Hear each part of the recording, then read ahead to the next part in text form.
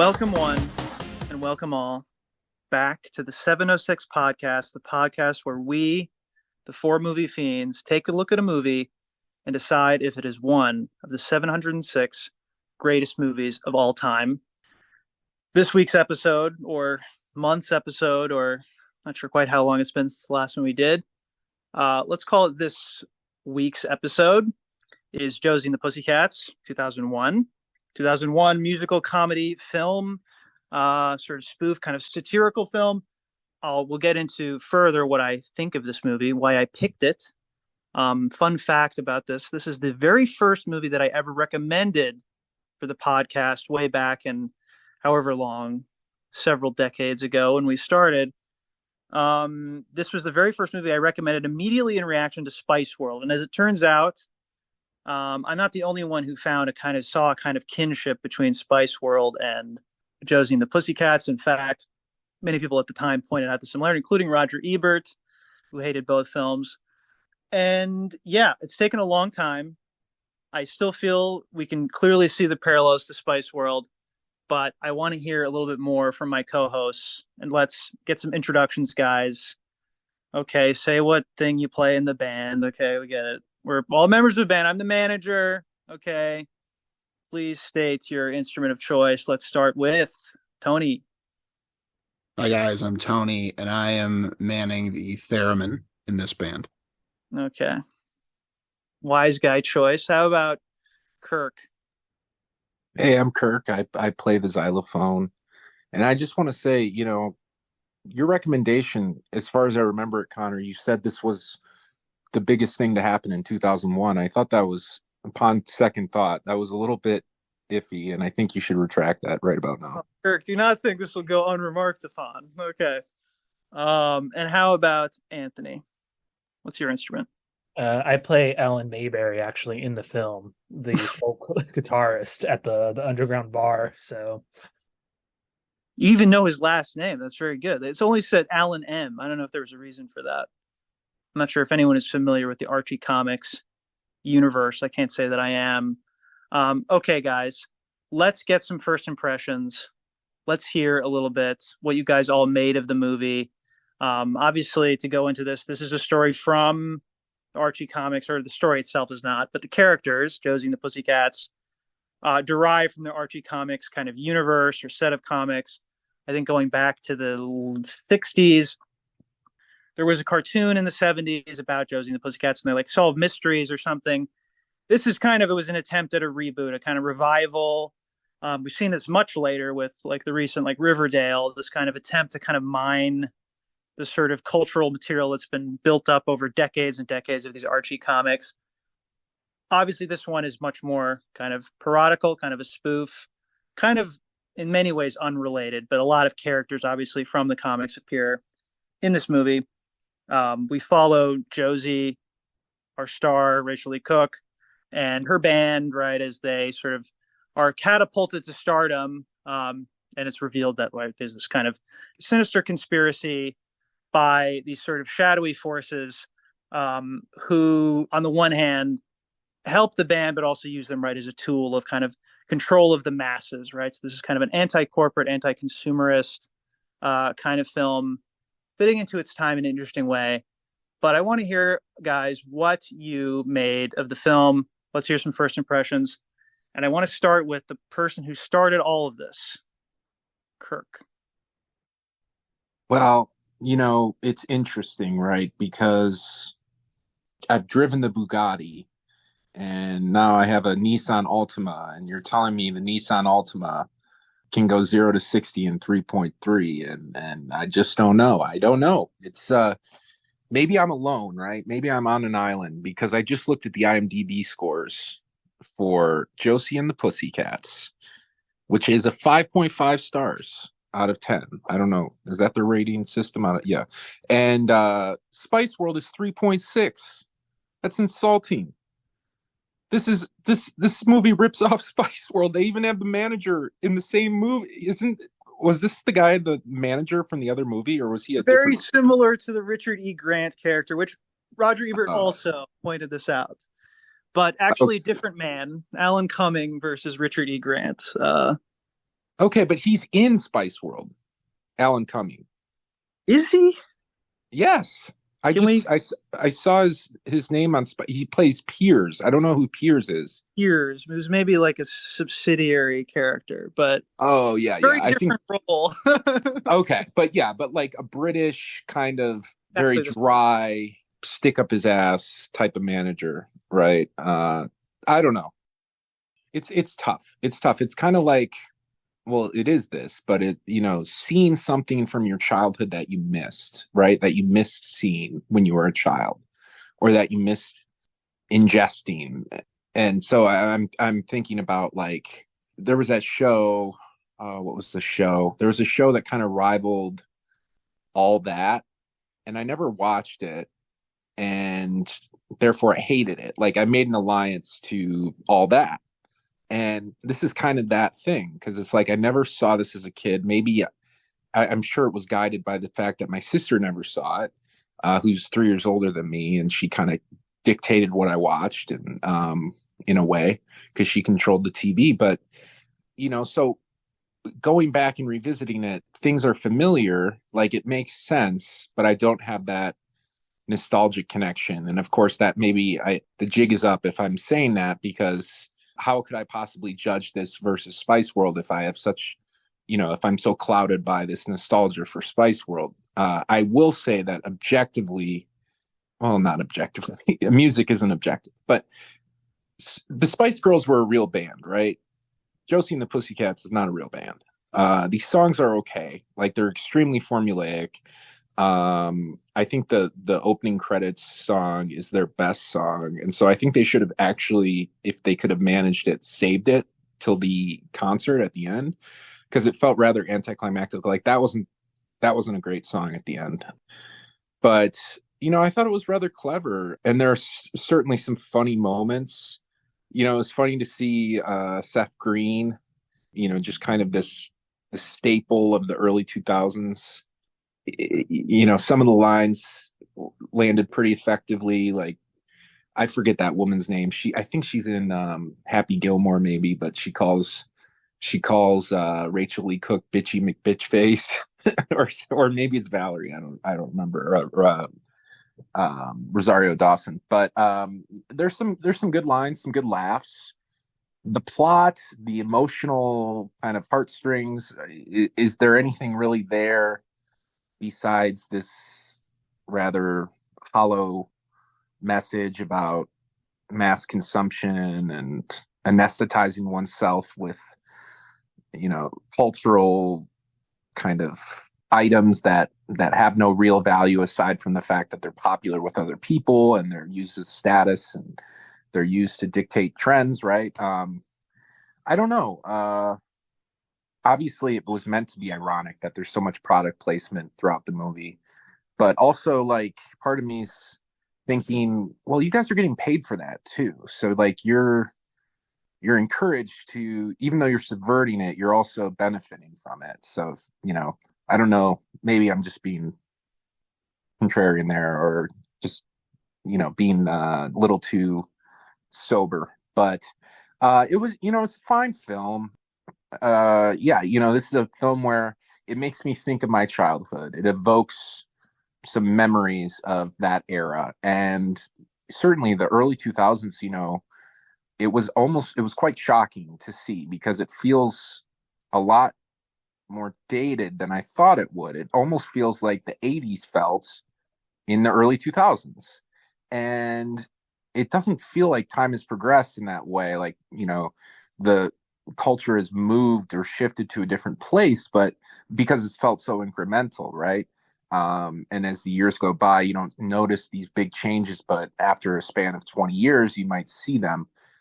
So it was rather jarring to, just see everything that's changed in those 20 years. And it made me feel rather old. The film did, but I thought it was fine. It was a nice little kind of treat, dip into the past. I wouldn't say it had necessarily a strong through line, but that's okay. So I'm kind of lukewarm on it, aside from the elements that really kind of activated the memory bank, I should say, the childhood nostalgia. Thank you, Kirk. I mean, that's the time capsule factor, obviously, is a big part of the appeal for me as well. I hope I could make some cases for other things going on in it. But it all kind of comes back to the portrait it is of its time. I think that is, for me, almost is the most salient thing about the movie. To the question about the product placement, there's some debate about this. I don't believe them. Apparently, people generally recite the fact that on the DVD commentary, the directors, basically the creators of the movie, basically said they did not receive any money. This is purely a stylistic choice. I don't know how they, right? Like, I think there has to be some agreement that they can use these products, right? These brands, like in the movie, obviously, for instance, like it goes to grotesque degree, right? There's like a hotel room with just like Revlon, or like there's a shower with like literally just like the McDonald's arch, like just everywhere, like Ronald McDonald dolls, like in the back. It's like it becomes like this grotesque, like overwhelming, kind of sickening amount of product placement. This obviously is a stylistic choice, but are they kind of, so to speak, having their cake and eating it too? It's a good question. Apparently not, but I'm not so sure myself. Okay, let's hear from Anthony. It's actually an interesting point about the advertising in the movie. It's like, I wonder if that's the case, like that they actually got away with it, if like they use like parody law. I suppose, like, is it so extreme that it would fall under that? Like, I have no idea. It does kind of remind me of like Fight Club at times with like the Starbucks cup, which, I've never looked into to know if that like urban like story about that film is true, if it's in every scene. There's advertising in almost every scene in this case of Josie and the Pussycats. So that's kind of interesting. But to kind of give a sort of overview of how I felt, unlike Kirk, I do have a kind of connection to this. I don't remember if it was caught on the recording last time, but I had seen this movie because my sisters wanted to see it when I was a kid at the Budget Theater. And I don't really remember too much from the experience then, in terms of the movie itself. But I do always remember this Parker Posey's character breaking into the lisp at the end. Like, it's just such an interesting choice for her character to become. And I have some thoughts that may be, better said later on about that choice and about that character and Alan Cummings' manager's real character underneath his facade. That's kind of the twist at the end. But in terms of the movie, I feel like I got to start with like, do you know that song Sugar Sugar from like the late 60s, of course, by the Archies, the fake? It's like the best case scenario of something fake breaking through, because like Kirk was saying, this is a fake band and they're all playing a bunch of fake songs written by different performers, one of which is Adam Schlesinger, the master of the fake pop song. Kind of interesting choice. And I feel like I bring that up because the movie falls short in a lot of ways for me. And it falls short because of how weird it is to me, in the sense of like, I can't help but think about this as a cultural time capsule. And I'm hoping that Connor's remarks convinced me to a different side later on. But like watching this movie and knowing it's from 2001, it feels like weirdly late to me. Like it feels like it should have like come out in like the late 90s, like 97, 98. Like Spice World was what, 96, 97, Fight Club 99. But like it feels like it belongs to like the actual 90s itself. And I know the 90s, of course, culture kind of spills into the early 2000s. But like Blink 182, for instance, already did a parody of the Backstreet Boys, The Plane, and everything. That this one already feels like it's stale and kind of like ripping off a parody already. Although I do love the Backdoor Lover song that opens up the film. In some ways, it's one of the highlights for me. And so like it's weird because it's like, we're in like a post like sellout era already in terms of like pop music. Like this is heading into the Napster era and the kind of early like internet piracy already. So like their whole notion to me of like the choice of what they go through, while it's kind of fun and it's kind of a leftover, like a hangover from that era, is kind of stayed. And it seems to me that Fiona and the manager, like, why would they want to be popular in terms of this tape going out? Like, shouldn't it be the case that they wanted everyone to like their unpopular self? Wouldn't that be the cooler, ironic moment for the film? Maybe more to be said about that later. Anyway, so that's part of it. The other side of this is this movie feels weirdly early to me, and that like it's like 15 to 18 years too early. There's this whole like send up of like our and I hate using these kind of blanket generalizations, but like our generation, or what is supposedly Gen Z, that recognizes that we're being sold to all the damn time. And here, like, it's on the surface, it's a prescient kind of look at it, but it doesn't really add up to much to me. It doesn't really say much about that. It never gives us a look. It doesn't give us a reflection on it, which I kind of hopefully wanted, because like I don't know if I'm just throwing out a bunch of cultural things that don't make sense, but we are in a kind of an era when this movie comes out that like product placement and being sold to by your musicians is still something of a shock value, right? Like this is still the era where the Beatles aren't being used to product place things. Like there's only been a couple of instances of it.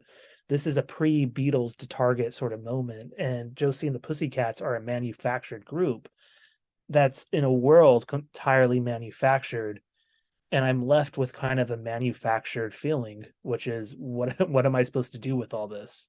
Whereas Spice World, I think, was willing to take its actors were willing to take it themselves seriously when they performed it for humor and for a kind of joke of it.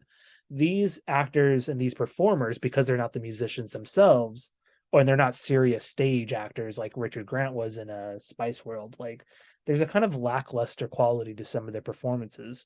And I love Rachel Leigh Cook. You know, I remember my sister playing She's All That all the time, but something falls short. And I won't go on too much longer so Tony can speak, but I'm hoping to be swayed. I'm hoping to see what I missed later on.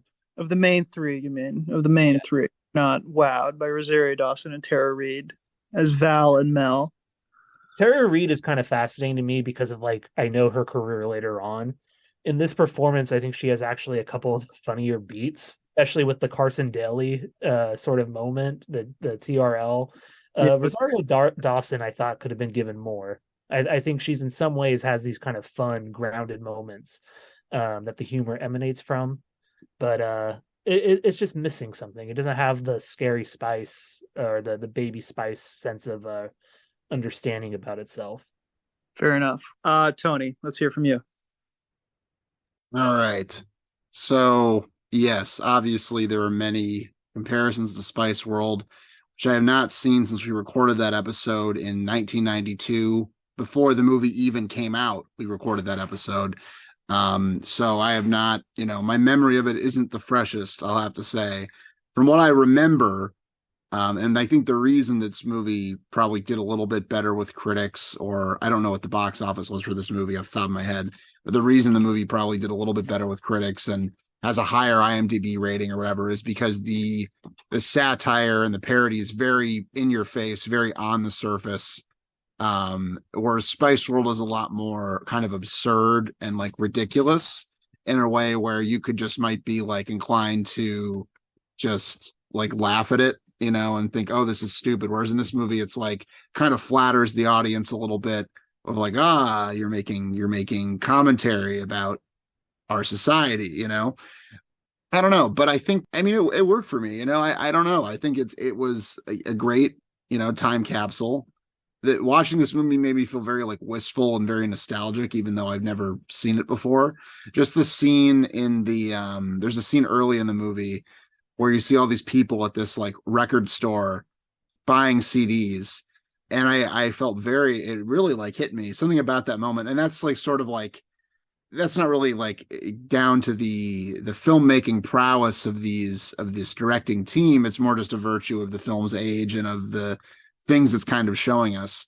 But I think it's still part of the movie. It's still part of what it's like to watch this movie in 2023 and kind of our relationship to it. And I liked it on that level. I love this like era of like early 2000s pop punk. I just love it. Just it instantly fills me with nostalgia. It makes me think of like Snow Day and like Nickelodeon movies and stuff. I just think that's great. I loved the costumes on the same note, which are very over the top. Parker Posey's character almost feels like a Hunger Games villain, but also very much of the time as well. And yeah, and I thought that the commentary, I agree with Anthony. I don't know that it takes it so far. I don't know that it's a masterpiece of satire, but I think for what it is, for the fact that it's an Archie Comics movie about a girl group, like it's pretty clever. It's pretty funny. I think I think I like the commentary. I like the fact that, everything we're seeing is fake, that it's all fake, that there's nothing to it. And just little things like, I forget who says it, but it's like, wow, isn't it weird that this all happened in a week after this like montage of like success that like implies this has been like months or years of touring and, promotion or whatever. And then it's like, oh, this was all in 1 week. And there's something very funny to me about that. And the idea that like, all of these trends, all of these things are completely artificial and kind of dictated from the top down, which is something that I think still feels relevant and is something that's sort of like, I don't know, I feel like you don't see a ton of movies, a ton of like mainstream movies really make fun of this stuff in the same way, like even if like these observations are kind of banal to us jaded millennials who are exposed to weird Twitter and YouTube poop and everything. I don't know, to see it in this context to me it still feels kind of fresh, and like I can forgive it for not taking it as far as it, a different movie might. I think that just the irreverence of it, the silliness and absurdity of it, the whole Carson Daly scene where he's got this, coworker guy who's, claims to be Carson Daly first, and then they're going to murder them with baseball bats. It's just a great, like, absurd sequence. There's also a movie that, like, I wasn't laughing out loud from like beginning to end, but I was definitely like smiling for most of it. Like it was definitely like there were definitely bits where I'm like, even if I wasn't like actively laughing, I was like, that's really like clever, that's really charming, that's really silly. I think all the performances are pretty winning. The three leads, they deserve Academy Awards for this performance. Not necessarily, but I think they are exactly what the movie needs. I think they did exactly what they were supposed to do. And as far as the ending with Parker Posey and Alan Cumming and the reveal that they're actually these like hideous people, or that, they just want to be seen as cool. I mean, I don't know. I think that kind of serves a satirical purpose where like the people in charge, the people who own the record companies, the people who make the real decisions, who essentially dictate our culture from the top down, they just want to be cool. They want to be Josie and the Pussycats. They want to be on the screen. They want to be adulated and worshipped. And they can only kind of get that indirectly by proxy, right? Even though Josie and the Pussycats are like fake, essentially. I mean, obviously there was a real group at the beginning. But I don't know. I think there is something kind of interesting about that, about them wanting to be something that they know isn't even real. I think there is something to that. For what it was and for like how Connor set our expectations, I was very satisfied with this movie. I thought it was like a really fun time. I just want to say something. I thought that was, for a second, like, you lose yourself. I thought that was Elizabeth Banks for a second. I was like, oh wait, this is 20 years earlier. Fiona, who's played by, who is that? Parker Posey. But like especially when she was wearing that really kind of abstract like flower arrangement, she looked exactly like you said, Tony, like the Hunger Games villain. Anyways, well, thank you guys. I'm glad you all got something out of it. I think again we can all say that it's not, there's something like, I like what Tony said, he kind of took the words out of my mouth, but the fakeness, right? There's something kind of artificial, there's something kind of forced about this movie, there's something about it, right? The fact that it's drawn from this Archie comics. I don't know if you've ever read Archie comics, but to me it's like the most incredibly like frightening kind of like 50s Americana, conformist Americana thing like imaginable. Like it gives me the creeps whenever I see like an Archie comic like frame. Just how like, I mean, I don't know, maybe there's more. I'm not really exposed to it, to be honest with you. But it itself kind of is synonymous with conformist Americana, with predictability of plot, with genre convention, with satisfaction guaranteed because the product you're getting. I think it's so interesting that this is where this kind of meta commentary comes out of. And I think it's like, it goes to show where we are culturally speaking in kind of like, I would say this kind of feels like the long 90s. So we talked about with Heathers, we saw this kind of overtness, this cynicism that was beginning to arise, this self-consciousness about cultural products and kind of the artificiality of it. there's a sense that there's like an irony around these like roles, these things that like in the 80s originally, like in the 80s, teen movies was like, now I'm getting too into Heathers, but like these tropes that originally were like authentically supposed to be kind of anthropological and sociological now become kind of like purely aesthetic and sort of self-conscious, this ironic mood. And I think this movie so captures that. But it's at the same time, what it's so curious to me is how it somehow manages to kind of like completely disarm itself at the same time by also like it kind of pulls its punches in a way, but it also feels a lot more like radical to me because of just how circular this all is. For instance, at the movie, and of course, any movie can be meta. Many movies are meta at this time, but I think they're getting more meta at this exact moment. This idea of like in the movie itself, we hear that, oh, Josie and the Pussycats, right? Originally, the band is called the Pussycats, but the idea to call them Josie and the Pussycats is a cynical ploy by the villain of the movie. But that's the movie that we're seeing. And ultimately, right, we get many references to like, there's nods to the fact that we're watching a movie. And Spice World, of course, had that as well, where like the conceit is that they're planning the movie Spice World, right? So I love this. There's this sense of like complete exhaustion and this complete like circle of artificiality that is impossible to escape that I love. It's dizzying. It's kind of sickening. But I love it. I love it. And I think, obviously to me, what it signifies to me is a kind of, what many people have said about the 90s, right? Calling it the end of history, right? This kind of like not contented, sort of this sense of a stability in the world that also accompanies a kind of malaise, a kind of sense of things are going wrong in a way. What's interesting about it, though, is like we have like this government conspiracy concept, right? This kind of anti-consumerist thing, which was a major theme like of the 90s of like, okay, Nirvana versus everyone, right? This idea of trying to avoid like this corporatized. All right, we've talked about this before. I mean, in many movies, we've talked about this kind of this era of the 90s and what it kind of signifies.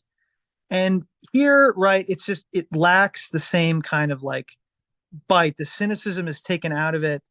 But I just find that it's important to me that unlike with Spice World, where like I find it confusing that the movie wants us to like the Spice Girls, but is also making fun of the Spice Girls. I find this much more palatable in that this is all this is all an illusion. This is all and again, we're already beginning with these characters who are trope-like.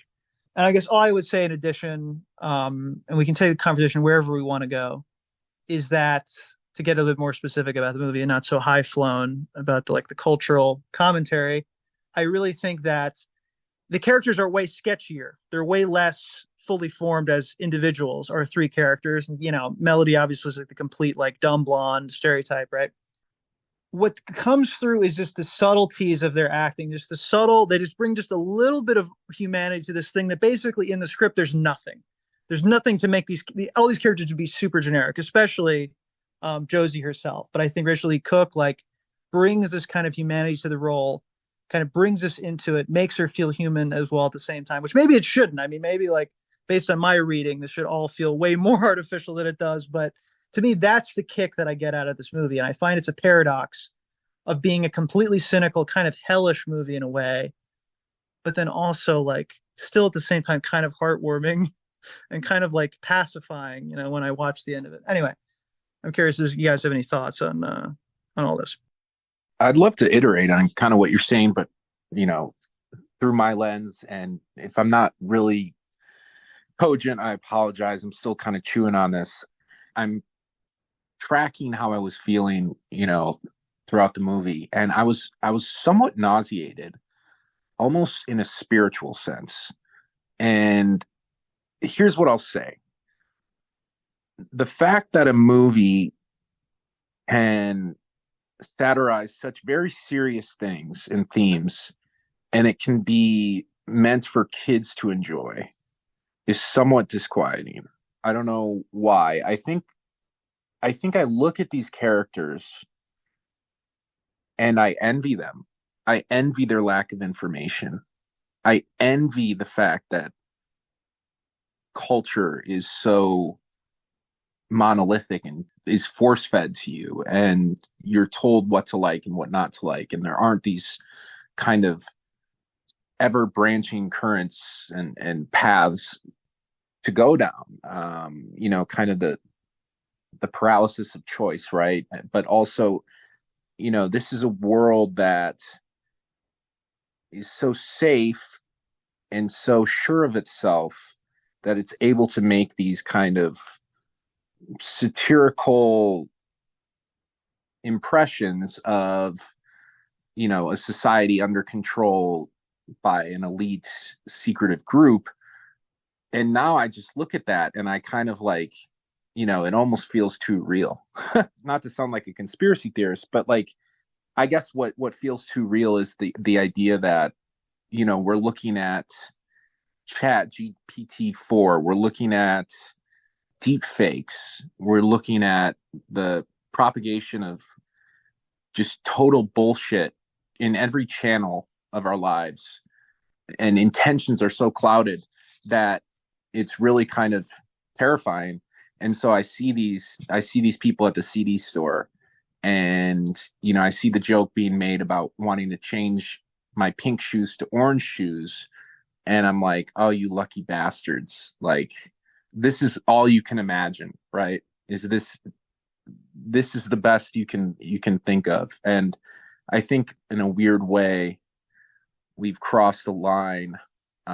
We've crossed through the portal to some sort of dystopia. But anyways, I won't get too dark. I just think that was my visceral reaction to it while watching. I was like, wow, like I feel like I have no control compared to these people in this film. And I'm speaking in a sense, in a cultural sense, right?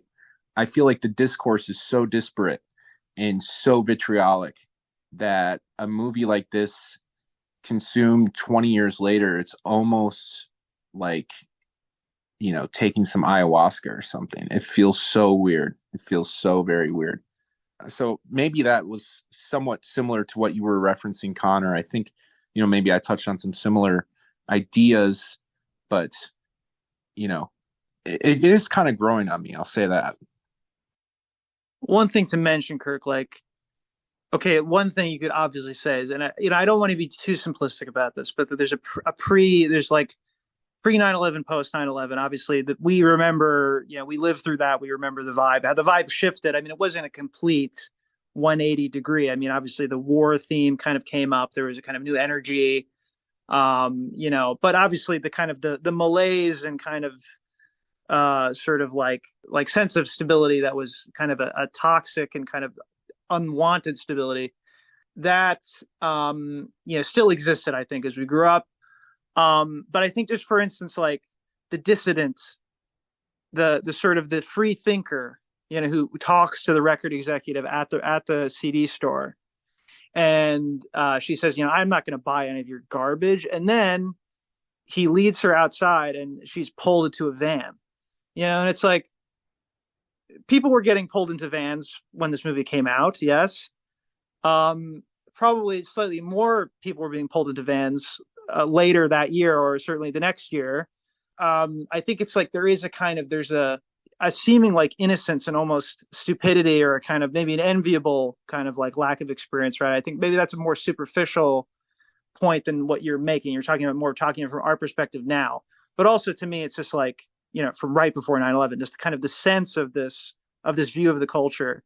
And I don't know what to make of it. I don't know how to apply the modern day to this, or how I feel, but it does feel so different.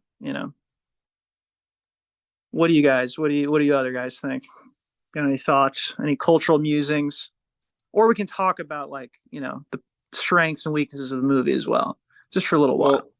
Well, I think that to tie it into the part of history where this movie came out of, I think that one aspect in the movie that, because as we talk about it and as I think more about it, I do want to give the movie props for its sort of its teeth, I guess. I think it does bear its fangs a little bit. It is a little bit more, I hesitate to say radical, but a little bit more subversive than I think it maybe got credit for at the time, or that most people would say.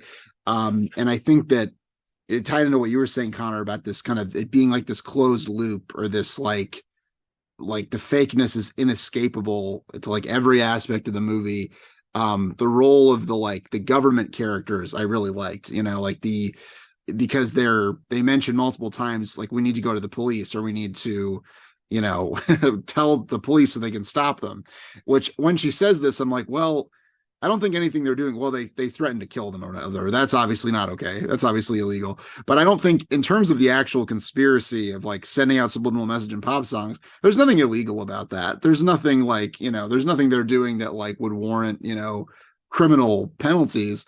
But then also the fact that the government agent we see is like kind of an incompetent stooge. And then we get that video, of course, where we're kind of, it's kind of made, the connections made explicit of like, buying things helps the economy and so forth, indicating that like, this conspiracy goes all the way to the top, as it were, which is like, I don't know, it's just something you don't see. Which again, this movie itself is a corporate product. This movie itself contains product placement, yada yada yada. There's no escaping that fact. But that's something I feel like you almost never hear articulated in a movie of this type, or even in any mainstream movie, really. I don't want to make too big of a deal out of it or anything, but like, but yeah, and that feels very like Clinton era, very kind of like neoliberal, kind of articulating that critique of neoliberalism, I guess I should say. But yeah, so that's where my opinion of where it fits in. I don't know how it relates to today. I will say that a lot of the things the movie says I think still apply to today, even if people wear different outfits, and the internet has made things a little bit different. I think the essential dynamics that the movie describes are kind of still in place. These big media conglomerates have only gotten more consolidated. There's fewer of them than there were then. They keep buying each other up. So, and the idea of propaganda and the narratives the state wants being put forth by our media, including in entertainment products. I think that stuff all still is true. Even if the colors and the vibes are a little bit different. But it made sense, Tony. Sorry, Anthony. I was just going to say, but it made sense in that time. It doesn't make sense now. We have people like, Mr. Beast going to Africa and giving out 20,000 shoes, and he's almost a billionaire. Like, we have, people pursuing forms of entertainment that are so bizarre, and like mukbang and stuff. I don't know. Just to me, it made sense. There was a natural flow where I feel like there's not really a flow right now. Sorry, Anthony. No, it actually ties in kind of maybe to what I'm about to say, which is like, first of all, like one of the big differences I think between now and then, if we're thinking about this culturally, is like this is an era where people have to be sold to, right? They have to be persuaded or they have to be subliminalized into buying something. And they have to do it through what has essentially been robbed of its power, pop music. Josie and the Pussycats aren't even listened to when they're signed to the major label. It doesn't matter that they're this group or any other group. They're just picked at the right time. And once the amount of money is invested in them, they have to kind of proceed just to get that message out there, because that's where the subliminal sort of thing is. But today, I think most people are aware that they're being sold to at all hours of the day. Right? Like they don't need the subliminal side anymore. You go to the movies, you expect 25 minutes of ads to be played before. You go online, you go Instagram, TikTok, you expect an ad every like 5 swipes, right? You're on Facebook, internet, if you don't have an ad blocker, YouTube has like how many ads now? Like we're inundated with it. We probably see as many ads in our daily life as we saw in this film. Like put together, and like that's actually something I'd probably bet on. So like it's a really sad kind of reality. And so the movie to me is like this really pessimistic take, because there's not even the opportunity to sell out anymore, right?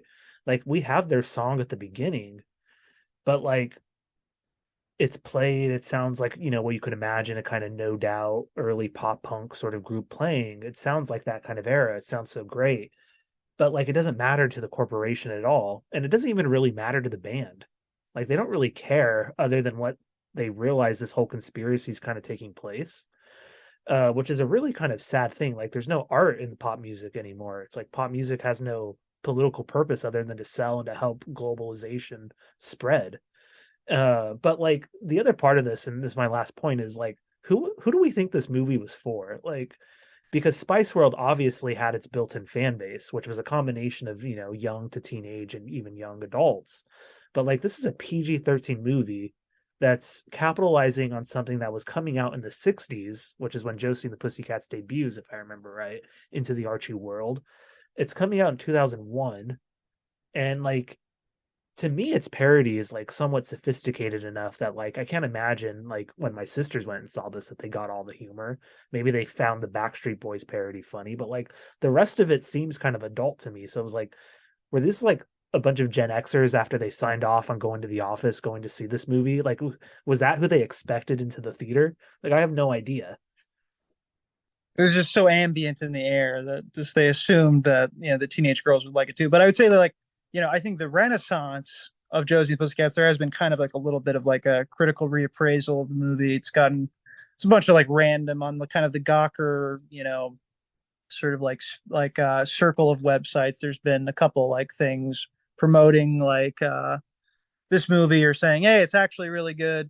I think a lot of it has been, you know, particularly it's women who were, you know, maybe like tween aged or early teens or maybe even a little younger at the time, who seem to have like glommed onto this movie. And somehow a lot of people saw it on cable, as I did too. It was shown on cable a lot. I don't know, but I think women, I think like honestly have like, you know, I think there's something that comes through in the female focus of this movie somehow that again is getting away from that cynical aspect that is also there. But somehow the movie gets to do both things. It's weird in that way. Is maybe, you know, thinking about like the character development is kind of the satire maybe a crutch? Like, was it a way for them to kind of skimp out on actually developing these characters in a meaningful way, right? Like, I guess they can't have any sort of fight unless there's an external reason or somebody gets brainwashed.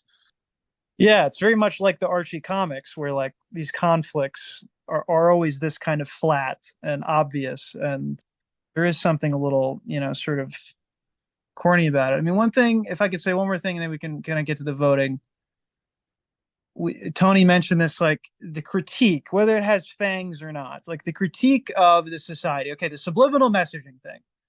We know that that's never been a real thing, right? Subliminal messaging, it's funny because it appears in pop culture all the time, but it doesn't really work. I mean, I think it doesn't work in the way that maybe it works in some ways, but it's never really been done on a large scale. That's only kind of subliminal messaging is a metaphor for something else, which is kind of, I'm not sure what it would be called, but sort of, you know, anything we could think of in terms of like Mad Men, right? The kind of way of selling a product as a lifestyle, right? Of building these associations in the consumer's mind, right? That's kind of the art of marketing and advertising, right? So we know that subliminal messaging is kind of a metaphor. It's sinister, it's hidden, but clearly it's doing its work. But it's not literal. It's not like we're literally messages are being smuggled in that way. Now, the point of that is, it's so to speak, it goes back to a government kind of sponsored conspiracy by the Parker Posey character. By the way, Parker Posey, who is like known as kind of the indie queen, you know, who's sort of the symbol of kind of like indie film, and has kind of that 90s it girl, you know, sort of look as well. And that's obviously ironic that she plays this role of the sort of fixer for this weird government conspiracy. Also kind of the record producer. The idea being that ultimately this goes back, as we learn in the instructional video, to the government wants to inspire consumer demand to like grow the economy. Okay, is the ultimate explanation that's given. Okay, but if that were true, why would any particular brand need to be advertised? Like if we're going to buy this stuff anyway, like, okay, we build pent up and more demand. Obviously there's, you know, consumerism has a knock-on effect as we feel like we need products and stuff, but I feel like there's something lacking there. What's weird is that ultimately, like the machinery of this subliminal messaging is operated by Fiona, okay, not by the government. And ultimately at the end, she turns this machinery to the purpose of like just promoting herself, right? So there's this idea that like at bottom, the most fundamental thing is not about like economic demand, but about this like need for love, this like need for recognition that kind of is at the heart of it. I don't know, maybe like I don't know what to like make of that. I feel like it kind of pulls its punches on like in like a political way. But anyway, that's kind of my parting thought. I'm curious if you guys have a response to that. Let's think about that and let's also vote. I'm curious if anyone wants to go first. I can go. Interesting thoughts, Connor. I think it's maybe like Freud's cigar scenario here, where it not necessarily been thought through enough. But I getting back to my thought as just kind of I'm going through it and thinking about more of the granular stuff. I'm missing out a little bit on like what was sold to me in the opening credits. When they're doing that montage and they show each individual member of the band like have these own unique passions and proclivities, and that was kind of cool.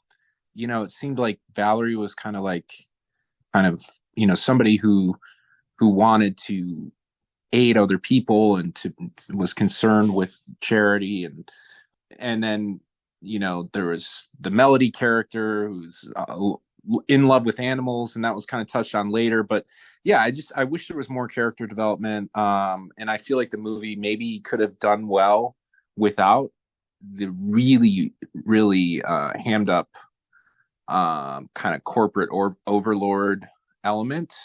But maybe that's just me speaking from a place of not wanting to kind of confront the difference that 22 years makes in my approach to how I view the world.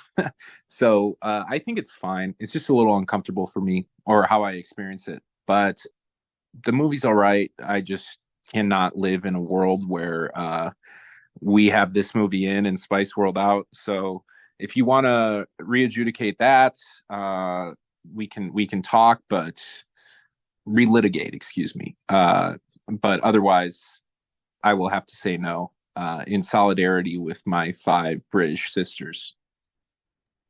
Fair enough, Kirk. Brand loyalty is important, as we learned from Josie and the Pussycats. Let's go with either one of you. Does either one of you want to go? Anthony or Anthony? Tony or Anthony? I'll go. I'm feeling yes. I'm feeling yes. I think that like I was kind of pleasantly surprised by it. I thought it did exactly what it kind of set out to do.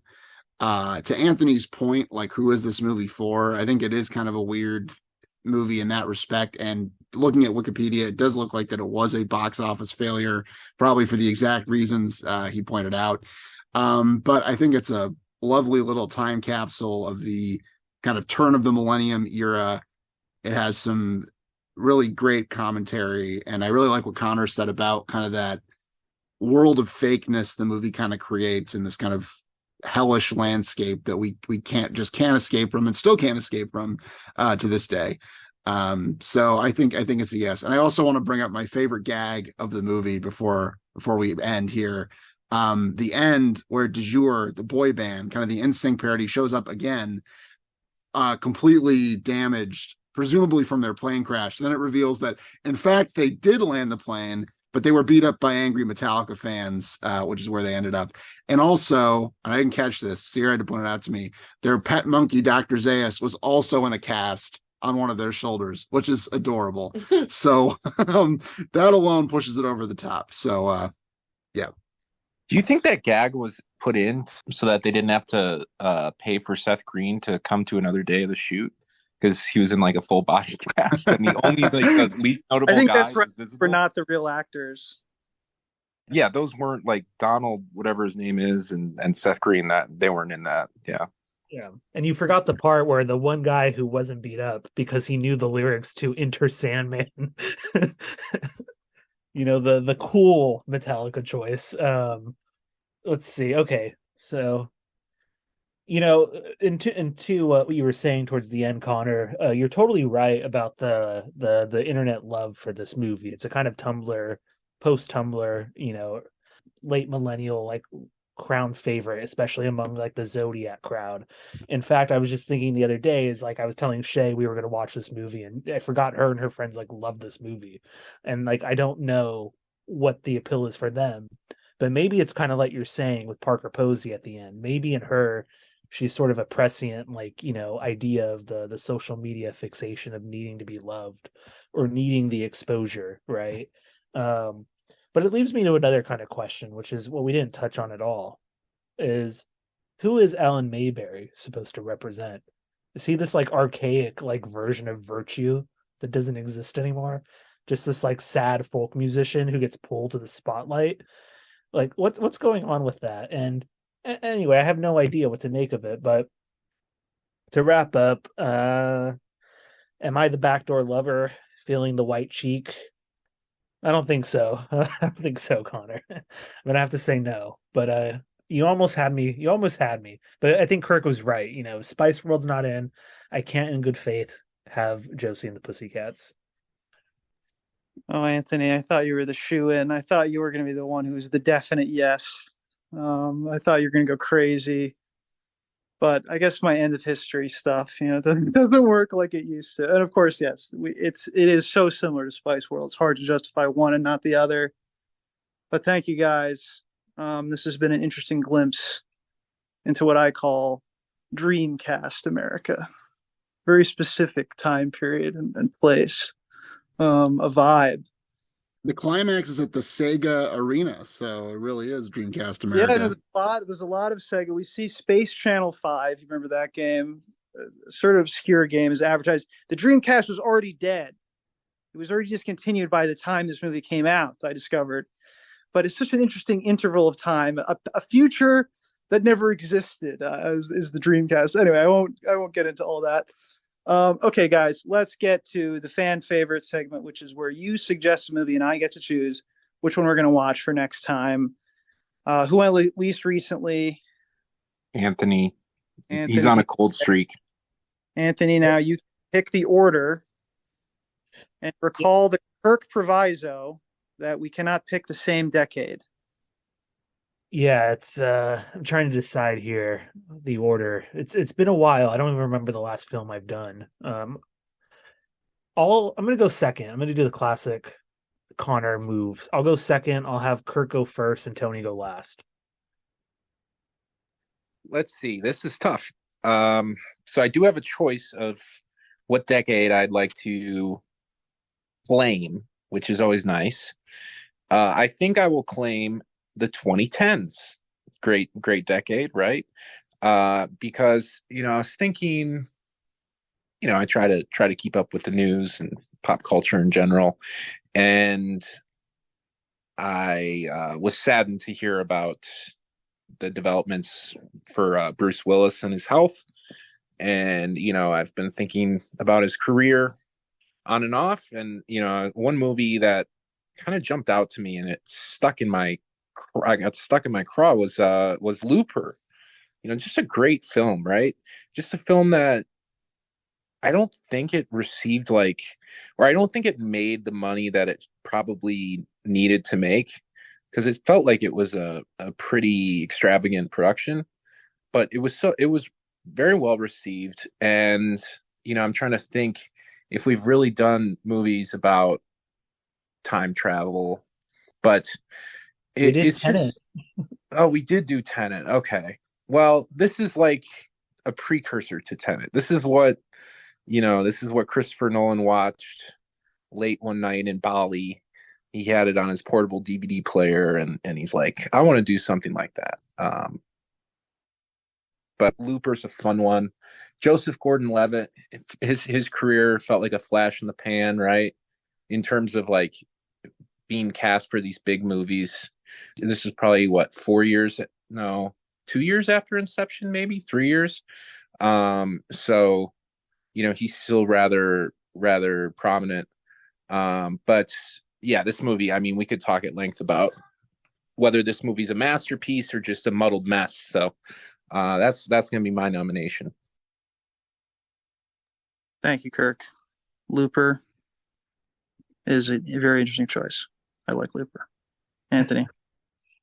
Yeah, interesting choice, Kirk. Okay, so Tony, do you happen to know what the last film I did was? It was our Halloween special. The Halloween special. What episode are we doing next? Do you know? Number So we wise? just did this one we're doing now is 93. Okay. Okay. So we're getting closer and closer to the special. I won't say anything more on that, but I'm planning things in my head and trying to decide a movie based on that. So I think Connor, you're somewhat right in the sense of being a little burnt out on the end of history, maybe. I don't fully know, but I do think what it means is we need to switch things up with this podcast. We need to do a genre we haven't done before, and I'm looking for something more sincere.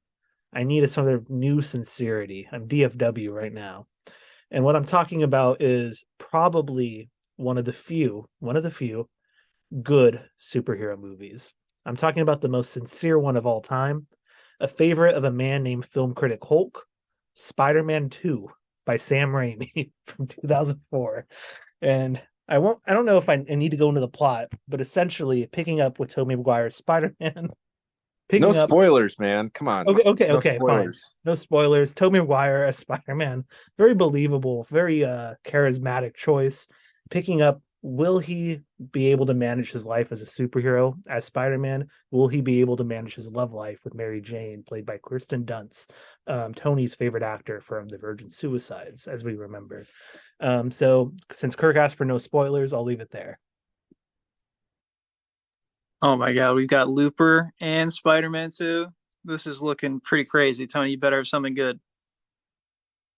You better believe I do. I have something so good. I have something really, really good that was not taken so horribly from me. Okay. All right. I'm gonna mix it up a little bit.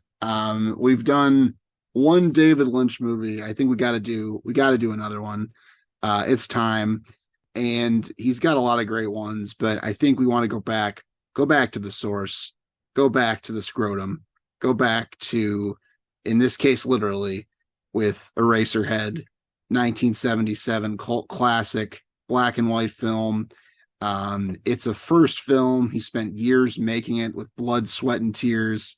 Contains a sequence that viscerally horrified me when I first watched it. I had a hard time sleeping that night, which does not really happen for me.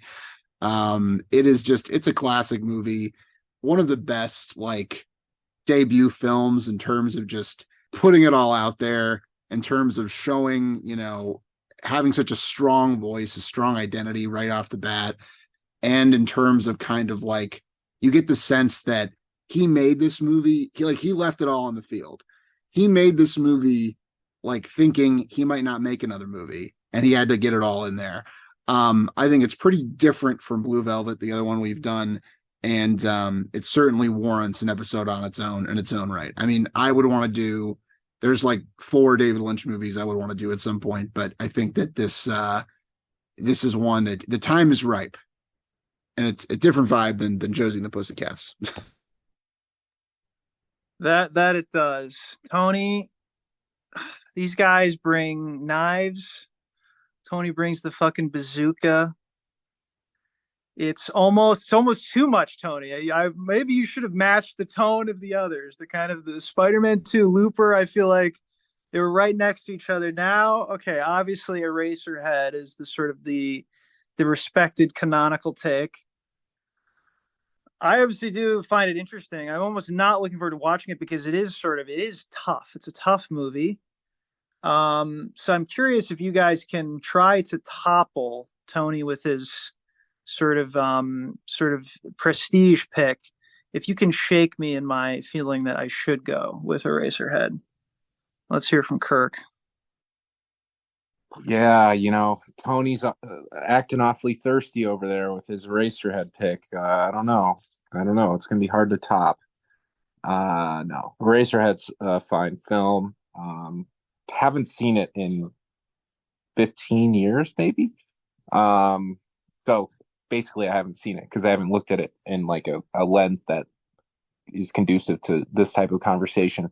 Yeah, Looper, you got to go back to the director, I believe, also the writer, Rian Johnson of what was it? Last Jedi. What did he direct? Which one? Yeah, Last Jedi. The second one, and the Abram in the new trilogy. Yeah.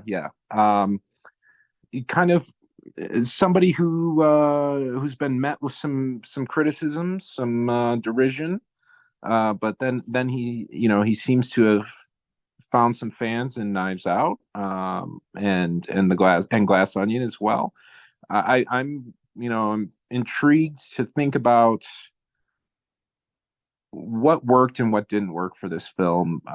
So I guess I'm approaching Looper from the perspective of somebody who it stuck with me, but probably not for the right reasons. It felt overly ambitious. I think it is quite flawed, and it speaks to like the audience experience. And when a director or the production team or the writers or whomever kind of get high on their own supply, or maybe they're trying to convey a message that is lost in translation. And so that's the angle I would come at this from. I think it's a pretty bold movie. We can talk about Bruce, of course. We can talk about Bruce Willis and think fondly on his career. But yeah, I'm not going to go to the historical 2012, right? Like we can save that aspect, but we can get into the granular aspects of the film maybe. And then Anthony's Spider-Man 2, is that the one where I can't, but is that the one with the subway, like the famous subway shot? I won't say anything more. Maybe it is. I forget. But I don't know. I always hated Spider-Man 2 compared to the first one. Maybe that was because I didn't like Doc Ock. So either way, we should have a Raimi Spider-Man in there. I would prefer the first one or the third one kind of as a laugh. So yeah, I think Eraserhead has it, but who knows, Connor? Maybe he'll slip on a banana and change his mind. Could be. Anthony? All right. I think what Kirk was saying about Looper is totally accurate. I mean, I saw it about a year and a half ago, and there's a lot of flaws in that movie, I think, and a lot of storyline potentials that don't really add up, don't really make sense, or contribute to anything of the larger piece. And I say that like a detriment, but I think it'd actually be kind of cool to talk through some of those things with everyone. And maybe it's just me missing things, or not fully understanding Paul Dano's performance or something in there. But yeah, Looper's a kind of interesting one. It's probably the only Rian Johnson movie I've enjoyed, to be honest, or really kind of got into. But I have the same complaint I think every critic then did too, which is Bruce Willis and Joseph Gordon-Levitt do not look anything alike. And it's always been a hard thing to get into that movie with. Eraserhead is a cool choice. I'd be happy to watch that at any point. In some ways, it kind of would make a lot of sense for a Halloween episode, even with how creepy, unsettling, and disturbing it is. It is canonical. It is scary, but maybe it is time to do a Lynch movie, and I'm always happy to watch them and have an excuse to watch them. And it's been a while since I've seen Eraserhead, not quite 15 years, but like 5, maybe. So that'd be cool. I'd be happy with either one. I'd say Spider-Man 2, let's just say if we're talking about writing, features a script by one and only Michael Chabon, of course. It is our second potential Sam Raimi film after Evil Dead. And Kirk's right. Spider-Man 1 does have a kind of more interesting, darker story to it. But Spider-Man 2, I think, in our current response to the Josie world, is sentimental. It's unafraid to be sincere. It's unafraid to embrace camp. And if I, could come to my defense, there's a tweet from 2017 by film critic Hulk in which he says, Spider-Man 2 is about real things. It understands how drama / relationships / characters work, and it tells its story with clear therefore. But in other words, it's an actual story. It's Capra by way of Raimi. And maybe I'll leave it there. I'm gonna step aside after that. Hulk has spoken. There's nothing else to be said. Looper, I remember liking. Yeah, I kind of agree with the others. Like it is flawed in some ways from what I can remember of it. I remember like liking it, but not being totally won over by it. But it's definitely like an interesting choice. It's an interesting movie to kind of revisit now because it came out about a decade ago now. and it was a pretty well-regarded movie at the time, but it's a movie that I feel like I don't hear a ton about these days. So I think it's always interesting to kind of revisit those sorts of movies. And Spider-Man 2 is always interesting, and just I remember liking Spider-Man 2, saw it many years ago, and it's very much like pre-Marvel, pre-MCU. It was a big blockbuster superhero movie before, they were so totally ubiquitous the way they are now. So it could be kind of an interesting, I do think it's worthwhile doing a superhero movie at some point. We haven't done one yet. And I think Spider-Man 2 is a pretty strong contender. And it'd be interesting to kind of compare that to kind of the current MCU offerings, and, what does Raimi, what does Spider-Man 2 have over those, if anything, right? I would say it's better, but we have to revisit them. But yeah, I mean, Eraserhead, I guess, yeah, in some ways it's the boring choice. It's the film crit, film bro approved pick. But I don't know. I just feel like there are certain movies that I feel like we just have to do at some point. And I think Eraserhead is on that list. It's been a little while since we've done Blue Velvet, and I'm just itching to go back to that twisted world of Mr. Lynch. And I don't have a whole lot else to say beyond that for now. Well, guys, thank you. This is a lot. It's always a tough choice with this crew. Always got good movies. Always have movies that speak to me. Spider-Man 2 is the best video game. Okay, I'm not sure about film in the series, including, of course, the Andrew Garfield ones as well. You can't forget about those. I'm not sure Anthony made a great case. He mentioned the Michael Chabon script. He slipped up when he mentions Film Crit Hulk, who was like my personal kind of white whale figure. I'm like, I started entering into like a fugue state. Like I heard like the Kill Bill music in my head when he mentioned the name. So I think I'm going to stay away from that. I'm going to stay away, though I'm sure we could have a whole thing about how Marvel sucks. I'm going to stay away from that, which leaves Eraserhead, our canonical favorite, dorm room classic that left a deep impression on me, or Looper, a movie that I definitely liked. I liked it a lot. Watched it with my brother. Me and my brother were really excited to watch it. We watched it. We liked it. This is a tough one. I think all of you raised a sort of interest in Looper. All of you mentioned there was an intrigue I detected from each one of you concerning Looper. And now I'm starting to think Rian Johnson, right? Such a kind of prominent director who's gotten a lot of hype, one of the most controversial directors in a way, right? Think of Last Jedi and Glass Onion being two examples of very controversial movies. I think this is an interesting director to discuss, especially because he's actually making movies, unlike David Lynch. So maybe if David Lynch made another movie, maybe then we could do Eraserhead. But until he does, no more Lynch movies on the podcast. We're going Looper, and David Lynch can finally make another movie. How about that? I think Looper will actually be really interesting. I think it could be a really interesting discussion. It's a little bit memory hold, a little bit like, oh yeah, Looper, but I think it could be a very fun episode. Thank you, Connor. I will try to facilitate a meaningful discussion on Looper. We'll try to resurrect the discourse, and see what's there. And we'll have some fun along the way. Anthony? I'll have what she's having.